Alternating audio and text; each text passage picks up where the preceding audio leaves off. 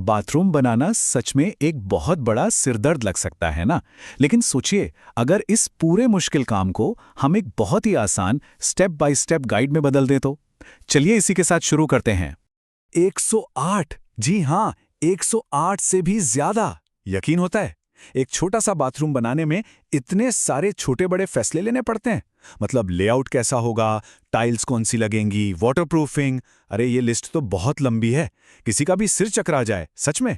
तो फिर सवाल ये उठता है कि आखिर शुरू कहाँ से करें। इतने सारे ऑप्शंस के बीच में खो जाना तो बहुत ही आम बात है। पर चिंता की कोई बात नहीं है, इसका पूरा हल निकाला जा चुका है। इस पूरे सफर को हमने 5 बहुत ही आसान हिस्सों में बांट दिया है। हम शुरुआत करेंगे लेआउट से, फिर बात करेंगे डिजाइन की, सही सामान कैसे खरीदना है और सबसे जरूरी बिना किसी गड़बड़ी के काम पूरा कैसे करना है। और हाँ, आखिर में एक सुपर हेल्पफुल चेकलिस्ट भी है। तो चलिए सबसे पहले और सबसे जरूरी कदम से शुरू करते हैं, लेआउट को एकदम परफेक्ट बनाना। देखिए, एक शानदार बाथरूम की नींव ना एक शानदार प्लान पर ही टिकी होती है। अब बात करते हैं कुछ मैजिक नंबर्स की, जिन्हें गांठ बांध लेना चाहिए। शावर, बेसिन और टॉयलेट सीट, इन तीनों के लिए कम से कम 2.5 फुट की चौड़ाई तो चाहिए ही चाहिए। लेकिन असली खेल यहां है, टॉयलेट सीट और दीवार के बीच कम से कम 11 इंच की जगह छोड़ना। यह आरामदायक लेगरूम के लिए इतना जरूरी है ना, और ज्यादातर लोग इसे ही भूल जाते हैं। देखिए, शावर की चौड़ाई सिर्फ कागज पर सही होने से कुछ नहीं होता, असल में वो आरामदायक भी होनी चाहिए। इसके लिए एक बहुत ही आसान सा एल्बो टेस्ट है। बस शावर एरिया में खड़े होकर कोहनियों को फैलाना है। अगर वो दीवारों से नहीं टकराती हैं तो समझ जाइए कि जगह काफी है। सिंपल। अच्छा, लेआउट के लिए कुछ स्मार्ट हैक्स भी जान लेते हैं। शैम्पू वगैरह रखने के लिए दीवार में जो जगह बनती है ना, जिसे निश कहते हैं, उसे हमेशा हॉरिजॉन्टल यानी आड़ा रखना है और 1 फुट से ज्यादा ऊंचा नहीं बनाना। ओवरहेड स्टोरेज की जो अंदरूनी गहराई है वो कम से कम 6 इंच तो होनी ही चाहिए। और हाँ, सबसे जरूरी बात, प्लम्बिंग का काम शुरू होने से पहले ही फ्लोर ड्रेन चैनल खरीद लेना है।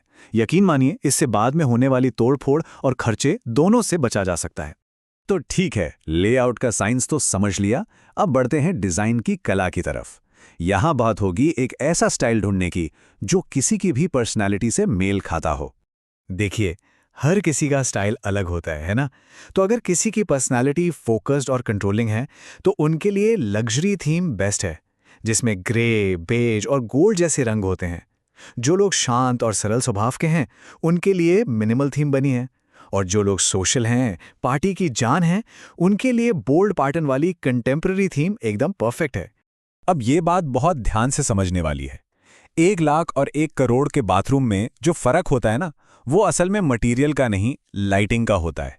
एक सही तरीके से प्लान की गई लाइटिंग स्कीम किसी भी बाथरूम का लुक पूरी तरह से बदल कर रख सकती है। तो एक सिंपल लाइटिंग प्लान क्या हो सकता है? टॉयलेट सीट, बेसिन और शावर, इन तीनों के ठीक सेंटर के ऊपर 9 वॉट की एक सीओबी लाइट।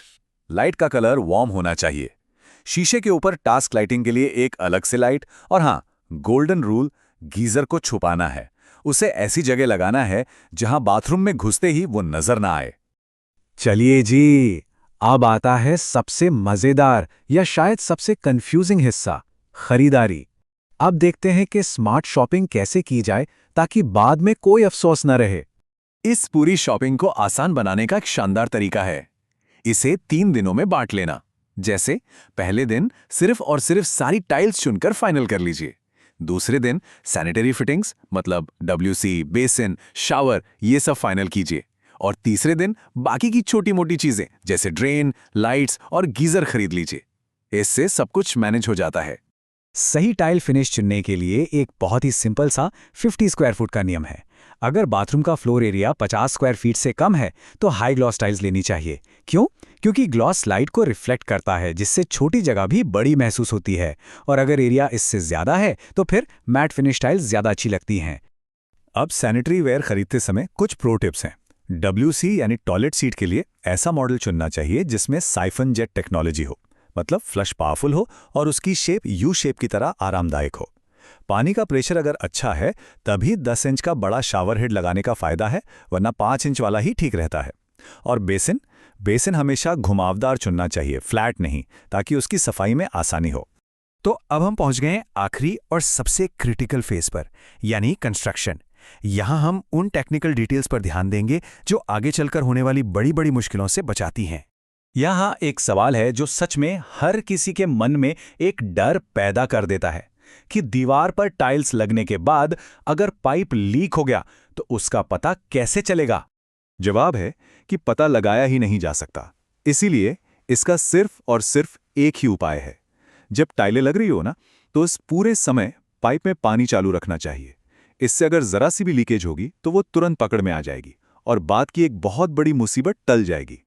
एक और नंबर है जिसे बिल्कुल याद रखना है, 16 इंच। सबसे ज्यादा आराम के लिए टॉयलेट सीट की जो ऊंचाई है वो फर्श से ठीक 16 इंच होनी चाहिए। इस बात को डबल चेक करना बहुत जरूरी है। एक हाई एंड प्रीमियम फिनिश के लिए कॉन्ट्रैक्टर से पेपर जॉइंट टाइलिंग करने को कहना चाहिए। ये एक ऐसी टेक्निक है जिसमें टाइल्स को बिना प्लास्टिक स्पेसर के बिल्कुल किनारे से किनारा मिलाकर लगाया जाता है।